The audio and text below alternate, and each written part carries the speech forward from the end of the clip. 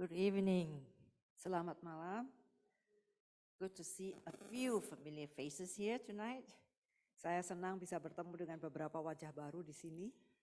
It's been like, I think, 3.5 years since my last visit to Indonesia. Kira-kira sudah 3,5 tahun dari saya terakhir kali ke Indonesia. I love this country. Saya senang negara ini. I find the people here are very friendly. Saya melihat orang-orang di sini itu tuh sangat-sangat ramah. And you are very teachable. Dan saudara-saudara itu sangat mudah diajar.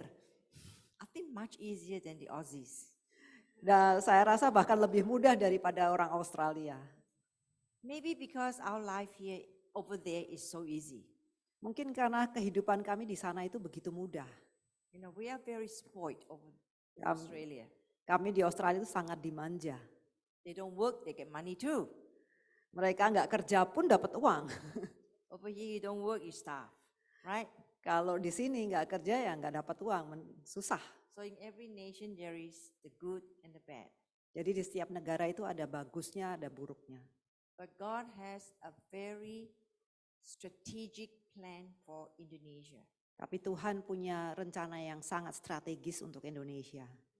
I believe this is a nation that the Lord would use for end time. Dan saya percaya bahwa negara ini adalah negara yang akan dipakai oleh Tuhan untuk akhir zaman.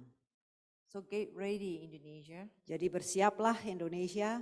Because I believe the Spirit of the Lord is going to be poured out to you. Karena saya percaya bahwa roh Tuhan akan dicurahkan kepada saudara sekalian.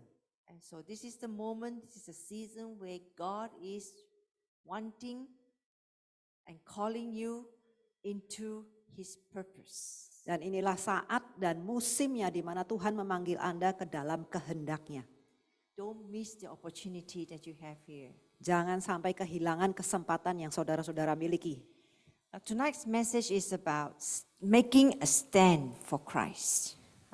Khotbah hari ini adalah tentang bagaimana mengambil kedudukan Anda bagi Kristus. I want to speak from the story of Noah. Saya ingin berbicara dari kisah Nuh. Let's read from Genesis 6. Mari kita baca dari Kejadian 6. You read verse 9 to 14. Kejadian 6 ayat 9 sampai ayat ke-14. Inilah riwayat Nuh. Nuh adalah seorang yang benar dan tidak bercela di antara orang-orang sezamannya. Dan Nuh itu hidup bergaul dengan Allah. Nuh memperanakan tiga orang laki-laki, Sem, Ham, dan Yafet. Adapun bumi itu telah rusak di hadapan Allah dan penuh dengan kekerasan.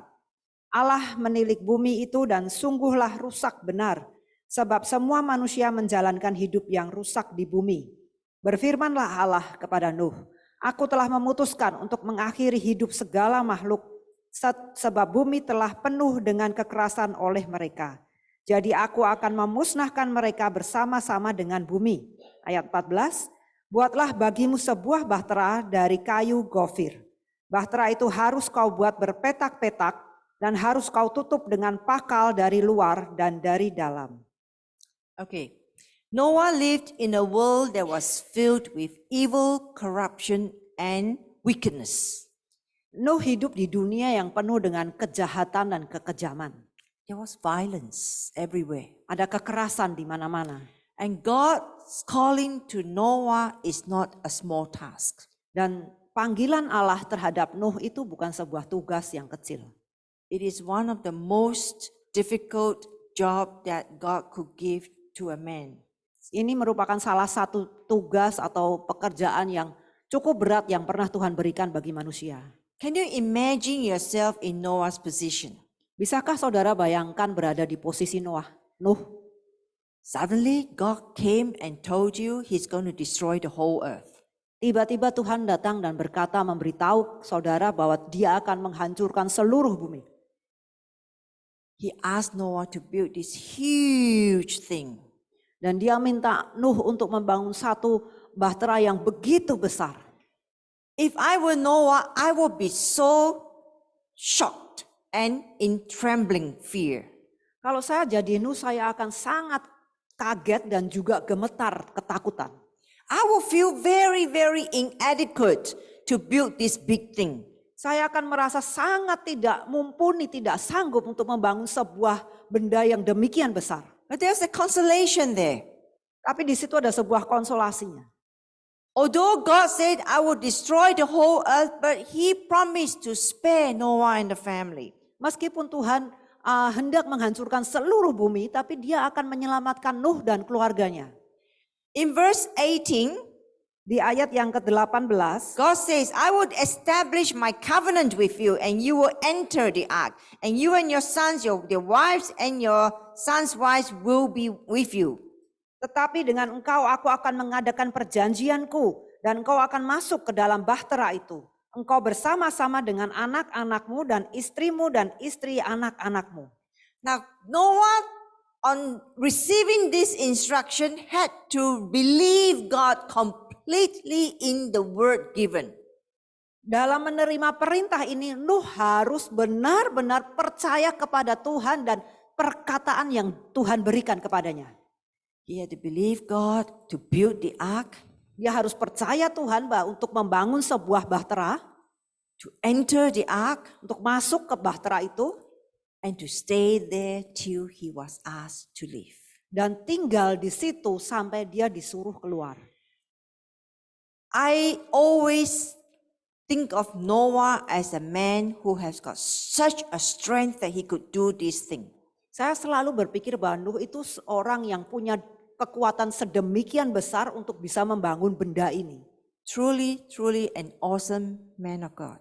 Sungguh seorang hamba Tuhan yang benar-benar luar biasa. Imagine, this is a world filled with evil, and yet God saw this righteous man. Bayangkan, ini dia ada di tengah dunia yang penuh dengan kejahatan dan kekerasan, tapi Tuhan melihat satu orang benar ini. Let's look at some of the characteristics of Noah. Mari kita lihat beberapa karakteristik dari Nuh. In verse 6 it says, Noah was a righteous man, blameless among the people of his time, and he walked faithfully with God. What verse? Sorry. 6. Dari ayat 6 kita lihat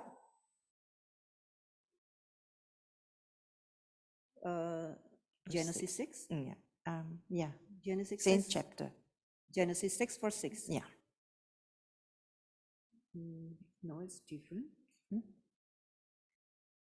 Might be my typo. 16. No, that's the... Okay, never mind. Noah was a righteous man, the Yeah. Bible says. Nuh itu adalah seorang yang benar. He was blameless. Dia itu tidak berdosa, tidak bercela. He walked faithfully with God. Oh, ayat 9. Dia berjalan dengan bergaul karib dengan Tuhan. So he was righteous, he was blameless, and he was faithful. Jadi dia adalah seorang benar, tidak bercela, dan seorang yang hidup bergaul dengan Allah. And then also in verse 22 it says, Noah did everything just as God commanded him. Lalu di ayat yang ke-22 dikatakan Nuh melakukan semuanya seperti yang diperintahkan Allah kepadanya. He did everything, not just most things, everything. Dia tidak melakukan hanya sebagian besar saja, tapi semuanya tepat seperti yang Tuhan perintahkan kepadanya. So he was a man who was completely obedient to Jadi God. dia ini adalah orang yang benar-benar seluruhnya taat kepada Tuhan. God gave him specific instructions on the ark. Tuhan memberinya sebuah instruksi perintah yang khusus tentang bahtera ini. He obeyed, he cooperated, and he worked according to God's instructions. Dia taat, dia bekerja sama, dan dia melakukan tepat seperti perintah Tuhan. And if you read on the story of Noah, you will see that he was a man who had great perseverance and endurance. Dan kalau saudara baca kisahnya Nuh, maka saudara bisa melihat bahwa Nuh ini punya satu ketekunan yang sangat besar dan dia tahan uji. Let's look at the circumstances surrounding Noah. Mari kita lihat beberapa keadaan yang mengelilingi Noah saat itu. The Bible says he was 600 years old when he entered the ark. Alkitab berkata bahwa dia berumur 600 tahun ketika dia masuk ke dalam bahtera. It took him 120 years to build the ark. Diperlukan 120 tahun untuk membangun bahtera ini. I'm not sure I will endure 12 months. Saya nggak yakin saya bisa tahan 12 bulan. 120 years. That's a long time. Ini 120 tahun, ini waktu yang sangat lama. And when he entered the ark, they stayed there for more than a year. Dan ketika mereka masuk ke dalam bahtera ini, mereka tinggal di situ selama lebih dari 1 tahun. Imagine in that structure, it probably won't be very nice. It won't be like the cruise liners that we get these days. Bayangkan dalam bentuk struktur bahtera saat itu nggak akan seperti kapal pesiar yang kita pernah naiki ya. There's no buffet dinners, Nggak ada buffet, makanan buffet, no prasmanan. entertainment. Nggak ada itu hiburan-hiburan. You'll probably be very smelly because of the animals in there. Mungkin sangat bau karena binatang-binatang yang ada di situ. But as he entered the ark, there was just one word of assurance from God. Saat dia masuk ke dalam bahtera itu hanya ada satu jaminan dari firman Tuhan. I will establish a covenant with you. Aku akan mengikat sebuah perjanjian denganmu. So he went into the ark with just that one word of promise from God. Jadi dia masuk ke dalam bahtera itu hanya dengan satu janji Tuhan itu. In the Bible, there was no record that in the whole time they were in the ark, God spoke to Noah. Tidak tertulis di dalam Alkitab bahwa pada waktu Nuh ada di dalam bahtera, Tuhan berbicara kepadanya. When the storm was raging outside the ark, God didn't speak. Ketika badai mengamuk di luar bahtera, Tuhan tidak berbicara. When the rain stopped, the ark was drifting on the water. God did not speak. Ketika hujan berhenti dan bahtera ini mengapung-ngapung di atas air, Tuhan tidak berbicara. And they were in that thing for more than a year. Dan mereka ada di dalam benda itu, bahtera itu selama lebih dari 1 tahun. A year of silence is a long time, you know. 1 tahun masa sunyi itu masa yang sangat lama. Imagine if your husband or wife or children don't talk to you for a year. Bayangkan kalau suami atau istri Anda atau anak Anda tidak bicara dengan Anda selama 1 tahun. How would that make you feel? Bagaimana kira-kira perasaan Anda? In the silence, I wonder whether Noah ever felt abandoned by God. Saya berpikir-pikir, dalam kesunyian ini, pernah enggak Nuh itu merasa dia seperti ditinggalkan oleh Tuhan? I wonder whether Noah wondered God had forgotten him. Saya berpikir, mungkin enggak Nuh berpikir Tuhan sudah melupakan dia. So even though he has got such a man of godly characters, but he has got emotions like you and I. Jadi meskipun dia ini punya karakteristik seorang yang baik, yang benar, tapi dia juga seorang manusia yang punya emosi seperti saudara-saudara dan saya. What was Noah feeling? Apa yang dirasakan oleh Nuh? So I imagine being a man of God who is totally committed and devoted to the Lord. He will be on his face each day, thanking God for his love and his grace for his family. Jadi saya bayangkan bahwa dia sebagai seorang hamba Tuhan, dia pasti setiap hari bersujud, bersyukur kepada Tuhan untuk kasih karunia-Nya dan juga kasih-Nya kepadanya. And remember, outside, every life was destroyed. Dan ingat, di luar semua kehidupan sudah dihancurkan. So I imagine being a godly man, he will be thanking the Lord each day.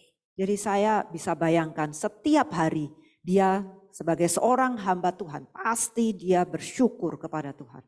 Noah would have waited and waited day and night in the presence of God. Nuh pasti telah menunggu dari pagi hingga malam, dari pagi hingga malam di hadapan Tuhan, di hadirat Tuhan. As he felt the death outside the ark, he would be clinging on to God's promise for him. I will have a covenant for you and your family. Saat dia melihat kematian terjadi di luar, dia pasti berpegang teguh pada firman Tuhan yang dikatakan, aku akan mengadakan perjanjian denganmu. He cling on to God's word for the future of his family. Dia berpegang teguh pada firman Tuhan tentang janji Tuhan terhadap bagi dia dan keluarganya. In the ark, in that silence, Noah was grateful.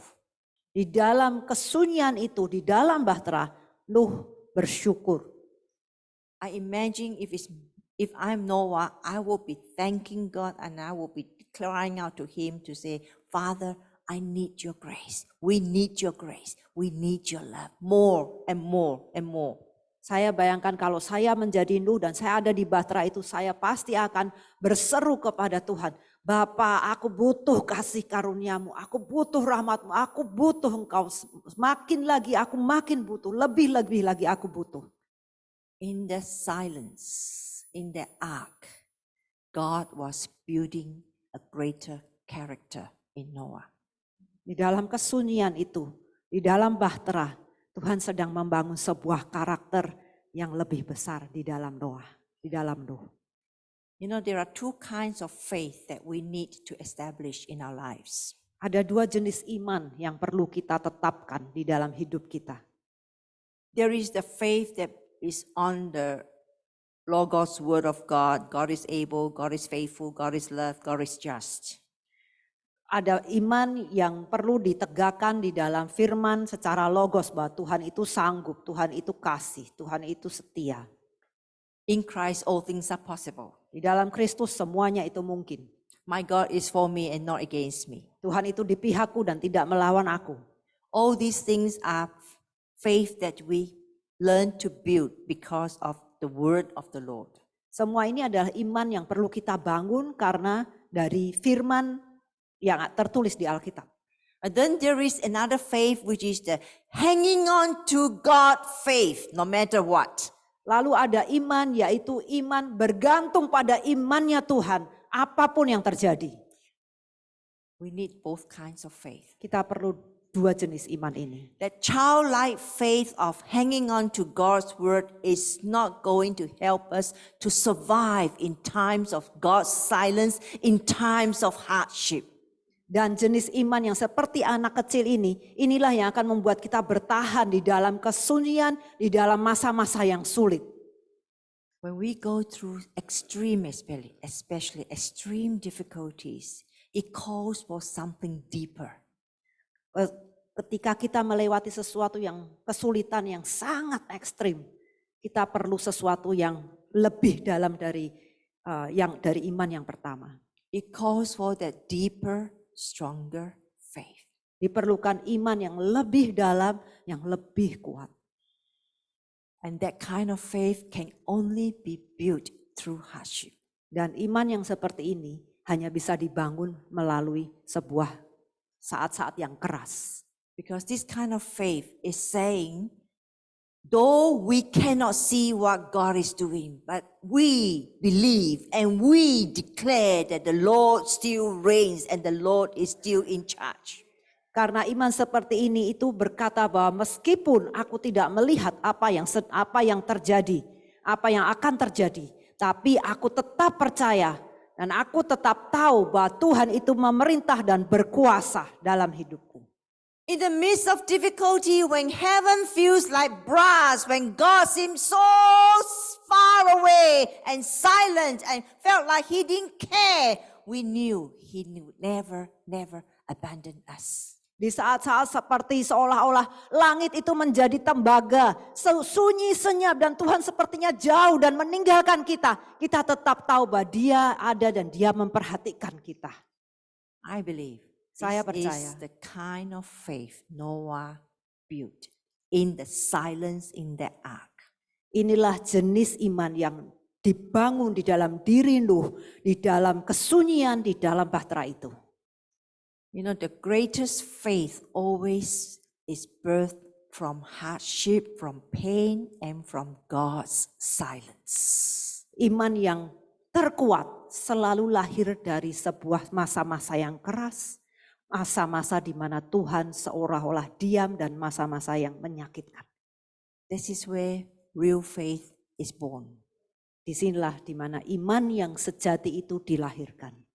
I've always said to my husband, nowadays the young generation has got faith that is just skin deep.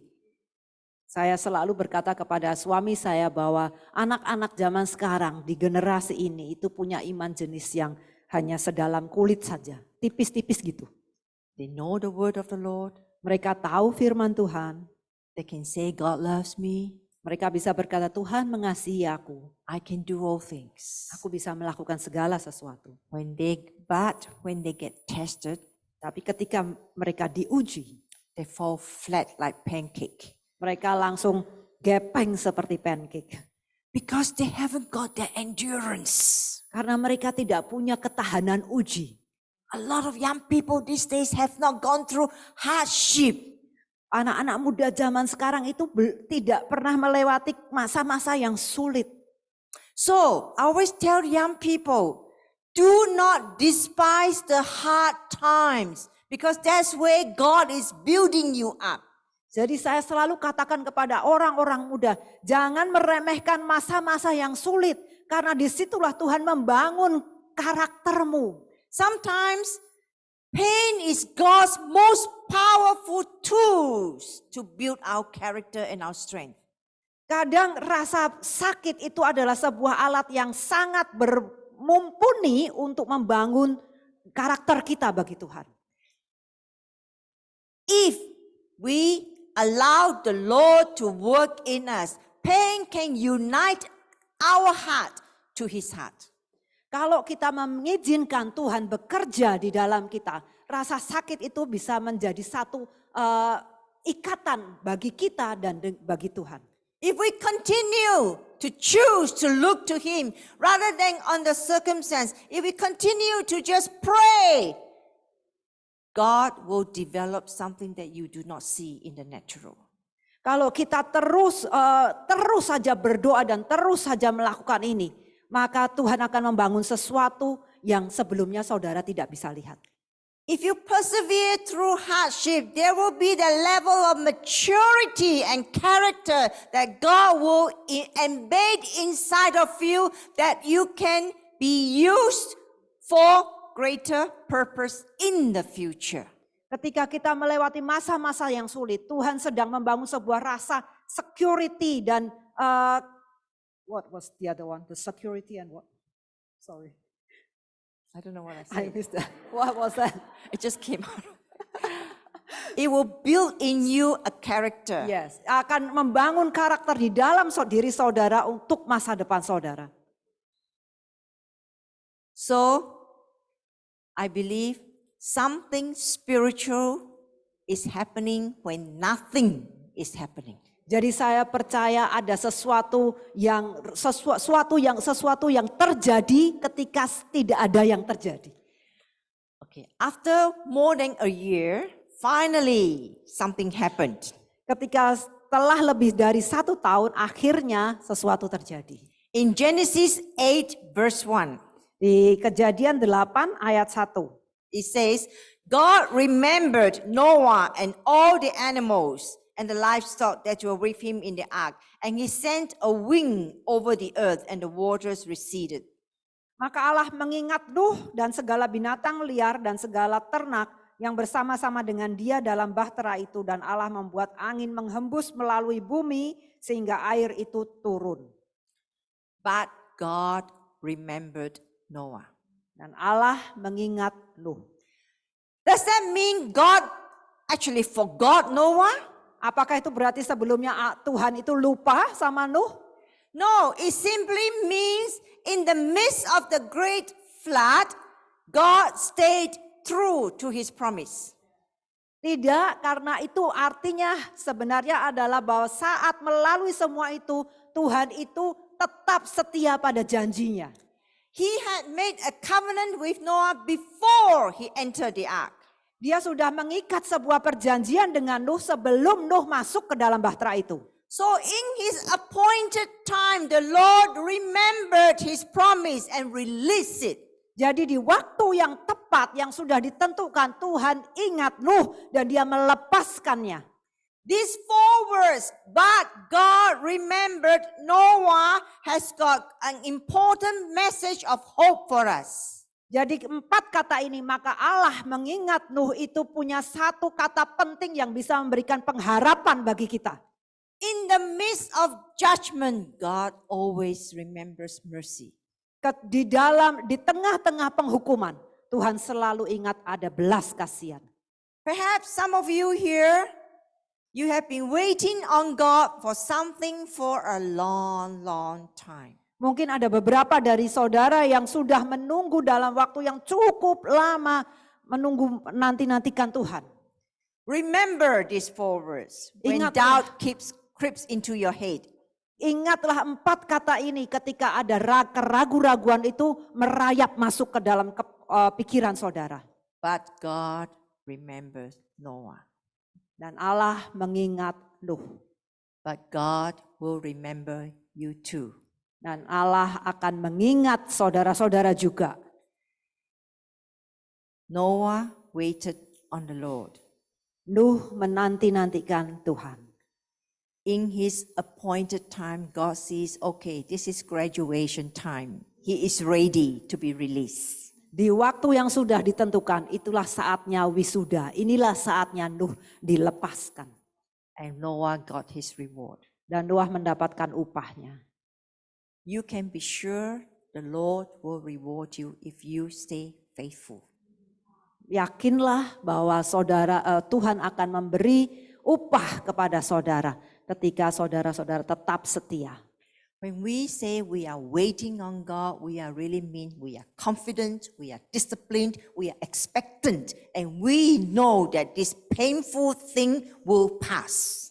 Ketika kita menanti-nantikan Tuhan, kita itu sedang kita yakin dan kita tahu bahwa ini pun masa-masa yang sulit ini pun akan berlalu.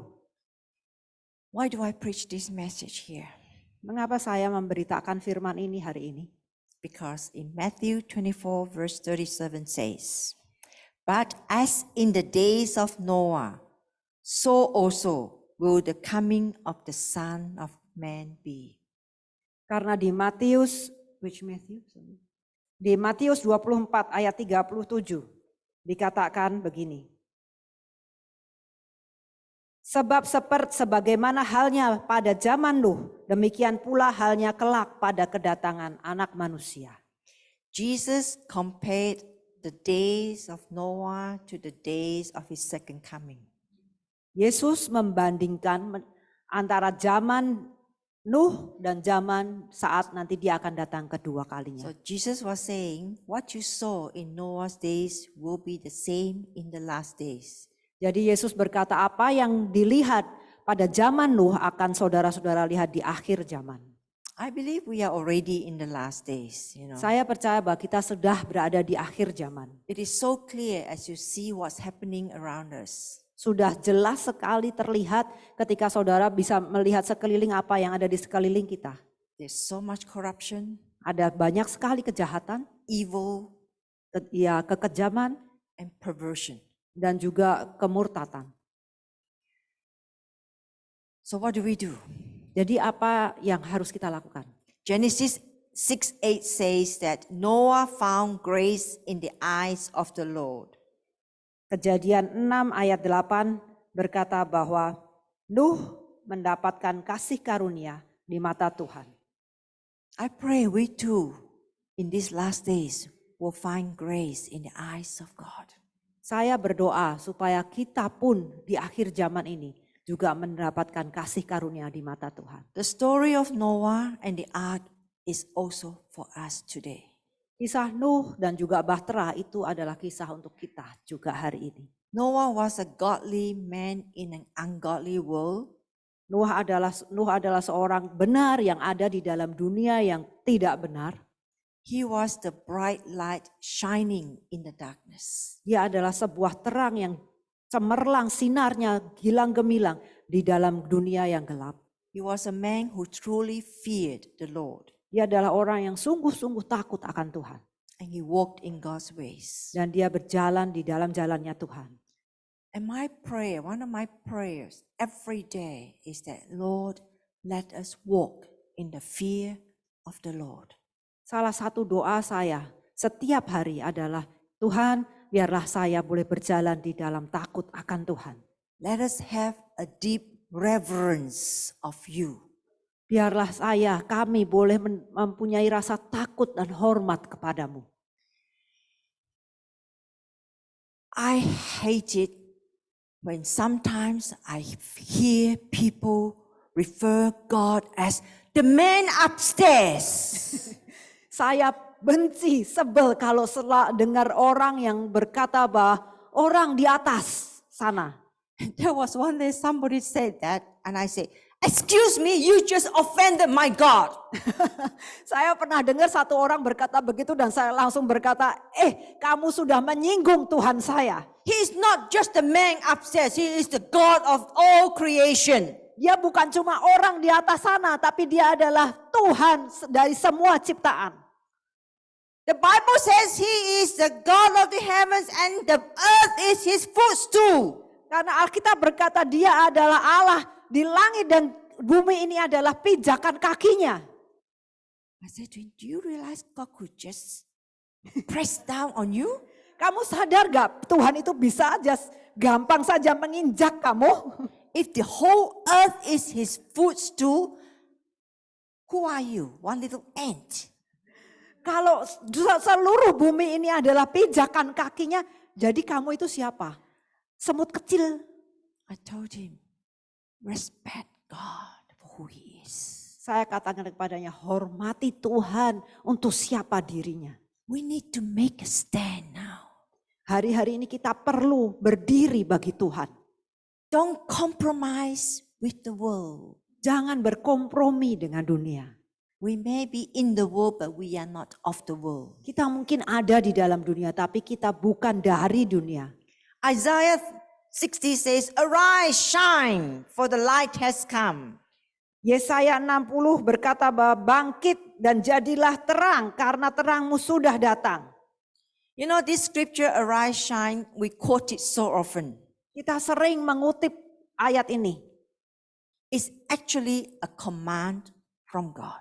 Sebenarnya ini adalah sebuah perintah dari Tuhan. To arise means to stand up. Untuk bangkit itu berarti saudara perlu berdiri. And when we stand, what do? Dan ketika kita berdiri, kita lakukan apa? When we make a stand, we are like shaking off things that have bound us up, shaking off dust that has been on our shoulders. Ketika kita berdiri, kita sedang menggoncangkan itu, mengebaskan debu yang ada di bahu kita.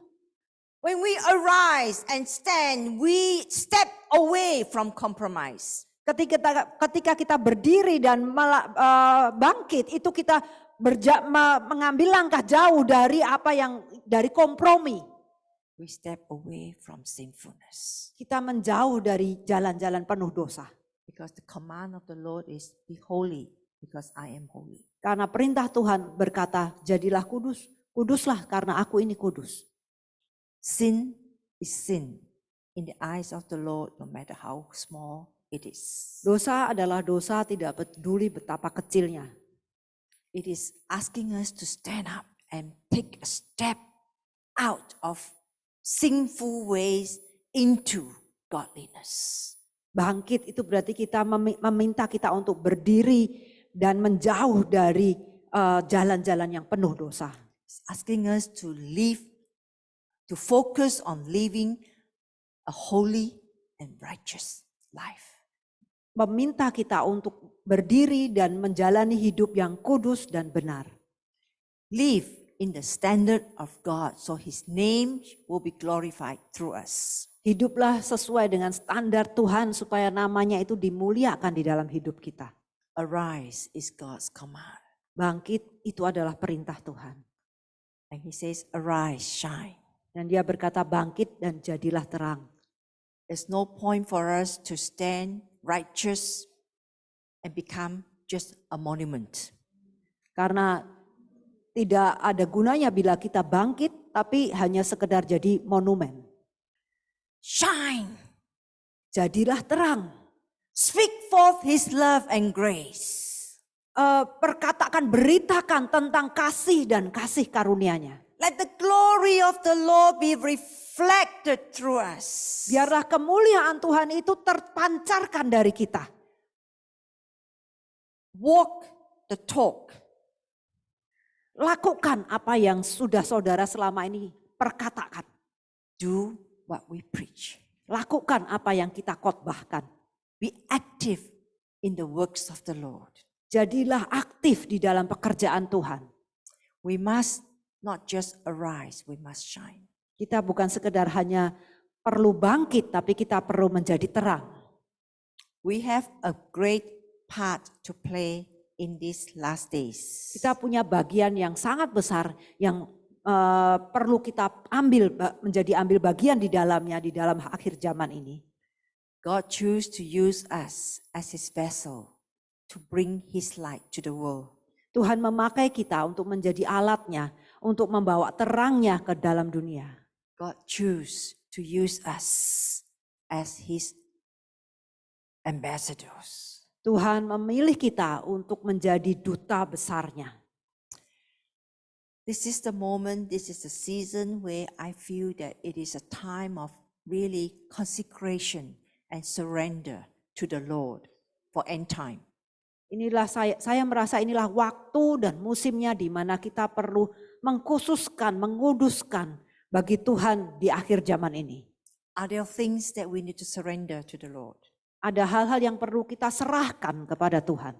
Are there things that God needs to change in us? Ada hal-hal yang perlu Tuhan ubah di dalam kita.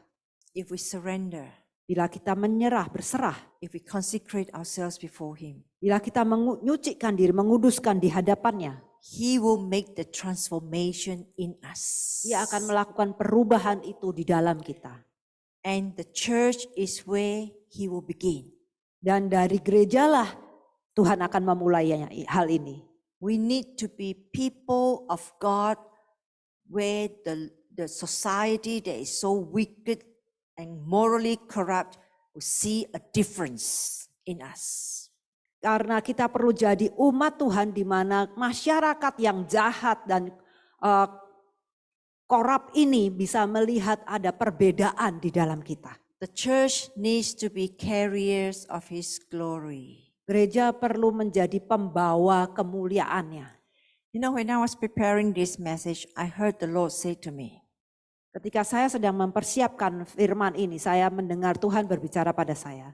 in these last days, His eyes are not focused on what Satan is doing. Di akhir zaman ini, mata Tuhan tidak terfokus pada pekerjaan-pekerjaan setan. His eyes are focused on the church to see what they will do. Tapi kepada gerejanya dan apa yang akan dilakukan oleh gereja. Begin to ask Him to revive us. Mulailah meminta Tuhan untuk membangunkan kita. Pray for His Spirit to touch us. Berdoalah supaya rohnya menyentuh kita. Don't look at your neighbors. Jangan melihat ke sebelah saudara. Don't look at one another. Jangan saling memandang. Look at me. Lihatlah diri Lord, sendiri. look at me. Tuhan, lihatlah aku. Is there any wicked way in me, Father? Apakah ada yang jahat, jalan-jalan yang jahat di dalamku, Bapa? You know, when we come before the Lord in such an attitude of humility and surrender, He's going to do wonders in our lives. Ketika kita datang kepada Tuhan dengan sebuah kerendahan hati dan satu penyerahan diri, Dia akan melakukan hal-hal yang ajaib di dalam kita. We always pray for revival. Kita selalu berdoa untuk sebuah kebangunan rohani, kebangkitan. But personal revival has to happen before there is corporate revival. Tapi sebuah kebangunan dan kebangkitan pribadi itu perlu terjadi terlebih dahulu sebelum ada kebangunan atau kebangkitan di luar. Remember what God says in 2 Chronicles 7:14, if my people who are called by my name. Ingat apa yang ditulis di 2 Tawarik 7 ayat 14. Jika umatku yang di atasnya namaku disebut. God didn't say if the nation. He Tuhan said, tidak. Tuhan tidak berkata jika bangsa itu. if my people. Tapi dikatakan jika umatku. He's talking to you, he's talking to me. Dia berbicara kepada saudara-saudara, kepada saya. Humble ourselves. Turn from our wicked ways. And he will hear from heaven and forgive our sins. Rendahkan diri dan serahkan diri saudara. Maka dia akan turun dari surga dan dia akan mengampuni kita. And then he promised, and I will heal the land. Dan di situ dia berjanji bahwa aku akan memulihkan negerimu. You know, land is talking about nations. Negeri itu berarti bangsa kita ini. When God says, I will heal the land, heal the nation, it really means nations like human being has a soul. Negara itu berarti di dalam sebuah negara itu ada jiwanya.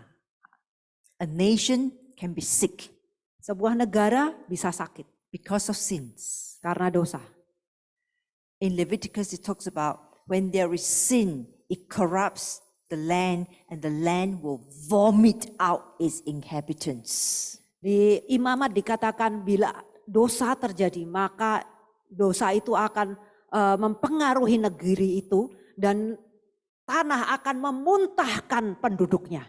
See, when the land of a nation is defiled, nothing will flourish there. Jika tanah di sebuah negara itu tuh terkotori, maka tidak akan ada yang hidup di antaranya. That's where you see darkness, evil, and all kinds of bad things. Disitulah saudara bisa melihat ada kegelapan, ada kejahatan, dan semua hal-hal yang buruk. And God promised if we pray and repent on behalf of the nations, repent of ourselves and the nations, He will heal the land and revival will come. Dan tapi Tuhan berjanji jika kita bertobat dan merendahkan diri atas nama diri kita dan juga atas nama negeri itu, maka Tuhan akan mengampuni dan memulihkan negeri itu. You know, when we are personally revived, ketika kita dibangkitkan secara pribadi, we will feel things that God feel. Kita akan merasakan hal-hal yang Tuhan rasakan. We will be passionate for the souls of the nation. Kita akan merasakan belas kasihan kepada jiwa-jiwa di negeri itu. We will be on fire in prayer. Kita akan berapi-api di dalam doa. And we truly will be His ambassadors. Dan kita akan sungguh-sungguh menjadi duta besarnya. So for all of us here, jadi untuk kita semua di sini, the challenge before us is this. Tantangannya bagi kita adalah ini. Would you believe in His word totally like Noah? Maukah saudara percaya kepada firman-Nya sungguh-sungguh secara keseluruhan sama seperti Nuh? Would you be faithful and obedient like Noah? Maukah saudara setia dan taat seperti Nuh? Would you fear God like Noah? Maukah saudara takut akan Tuhan kepada Tuhan seperti Nuh? Would you cooperate and work with God like Noah? Maukah saudara bekerja sama dan bekerja sama dengan Tuhan seperti Nuh? Would you choose to be godly in an ungodly world? Maukah saudara memilih untuk menjadi orang benar di tengah dunia yang jahat? Would you choose to make a stand when it's even difficult? Maukah saudara berdiri bagi Tuhan di tengah keadaan yang sulit? God was able to accomplish His purpose through just one man. Tuhan berhasil melakukan kehendaknya hanya dengan satu orang. He was just like you and I. Dan dia itu sama seperti saudara-saudara dan saya. If He can do it, so can we. Kalau dia bisa, kita pun bisa. So my Question before you today is, where do we stand right now? Pertanyaan saya bagi saudara-saudara hari ini adalah, di manakah kita berdiri saat ini? Would you come before the Lord and say, I need more of you, Jesus? Maukah saudara datang ke hadirat Tuhan dan berkata, Tuhan, aku perlu Engkau lebih lagi. Have your way in my life, Lord Jesus. Lakukan kehendak-Mu di dalam hidupku, Tuhan Yesus. Bend me, Father, to your will and purpose. Buatlah aku bertekuk lutut Tuhan di dalam kehendak dan tujuan-tujuan-Mu. Isaiah 7:9 says, if we don't stand in faith, we will not stand. Yesaya 7 ayat 9 berkata, kalau kita tidak berdiri di dalam iman, kita tidak akan sanggup berdiri. That's frightening. If we don't stand now, we will not stand because things are going to get darker. Kalau kita tidak berdiri sekarang, kita tidak akan sanggup berdiri karena dunia akan menjadi semakin gelap. We must not wait any more. Sebaiknya kita tidak menunggu lebih lama lagi. Take the challenge, take the responsibility to bring light into our society. Ambil tantangan ini dan ambil kesempatan ini untuk bisa menjadi terang bagi masyarakat kita. God is waiting. Tuhan sedang menunggu. And He's wanting to align heaven to earth. Dan Dia mau menyelaraskan surga dan bumi. And He's waiting to see how we will respond. Dan Dia sedang menantikan saudara-saudara bagaimana kita akan meresponi Dia. Okay, let's pray. Mari kita berdoa. Father God, Bapa di surga, now is the time for your light to shine in this dark world. inilah saatnya terang-Mu bersinar di dunia yang gelap ini. Lord, we ask that your light will shine brightly into our lives. Tuhan, kami minta supaya terang-Mu bersinar dengan terang di dalam hidup kita. Let your light shine so brightly that no darkness can even remain. Biarlah terang-Mu itu bersinar begitu terang sehingga tidak ada kegelapan yang tahan untuk tinggal. Father, remove every blockage that is blocking your light from shining into the souls of our being. Tuhan, singkirkan semua halangan-halangan yang menghalangi sinar-Mu menyinari kehidupanku, pribadiku. We come before you today, Father. Kami datang ke hadirat-Mu hari ini, Bapa. We want to say, Lord, we want to get rid of all the old habits that are not pleasing to you. Dan kami ingin berkata, Tuhan, kami ingin pergi menjauh, meninggalkan semua kebiasaan buruk yang tidak menyenangkan hati-Mu. We want to come before you, Father, in wholehearted devotion. Dan kami ingin datang kepadamu dengan penyembahan yang total. Let your spirit do a deep stirring in our soul, Father. Biarlah roh-Mu menggoncangkan hati kami yang paling dalam, Tuhan. Let your spirit come and empower the church, Father. Biarlah roh-Mu memberikan kuasa kepada gereja-gereja, Tuhan. And let the church truly come before you with a heart of surrender. Dan biarlah gereja benar-benar datang kepadamu dengan hati yang penuh penyerahan diri. Some people, you have been so broken. Ada beberapa orang begitu hancur, sudah begitu hancur. Lay it at the altar. Nantikan Tuhan di altar. Surrender your pain, your brokenness to God. Serahkan kehancuran saudara di hadapan Tuhan. Give Him your fear. Berikan kepadanya rasa takut saudara. Give Him your sense of failure even. Bahkan berikan kepada Tuhan rasa kegagalan itu kepada Tuhan. And I just see that as we come before the Lord in such a position of surrender and humility, just like He parted the Red Sea, He will part the Red Sea for us. Dan saya melihat ketika kita datang kepada Tuhan dengan satu kerendahan hati dan penyerahan diri seperti ini. Sama seperti Dia membukakan Laut Merah, Dia akan membukakan Laut Merah bagi kita. He will awaken the dry bones. Dia akan membangunkan, menghidupkan tulang-tulang yang kering. So fear not this day. Jadi janganlah takut hari-hari ini. Be not dismayed. Janganlah hancur hati, jangan putus asa. For God is a loving and gracious Father. Karena Tuhan adalah Bapa yang penuh belas kasihan. He wants to come and Yeah. touch your heart. Dia ingin datang dan menjamah hati saudara. He wants to come and embrace you with his arms of love. Dia ingin datang dan memeluk saudara dengan lengannya kasihnya. Come to him. Datanglah kepadanya. Come to Abba Father. Datanglah kepada Bapa kita. And let his love just saturate you. Dan biarlah kasihnya melumerkan saudara. When his love comes, Ketika kasihnya datang, it melts away every fear, maka kasih itu akan melumerkan semua rasa takut, every doubt, semua keraguan, every pain, semua rasa sakit, every limitation. semua keterbatasan. And you will arise. Dan saudara akan bangkit. And you will shine Dan saudara akan menjadi terang for the glory of his name. untuk kemuliaan namanya. In Jesus' name. Di dalam nama Yesus. Amin.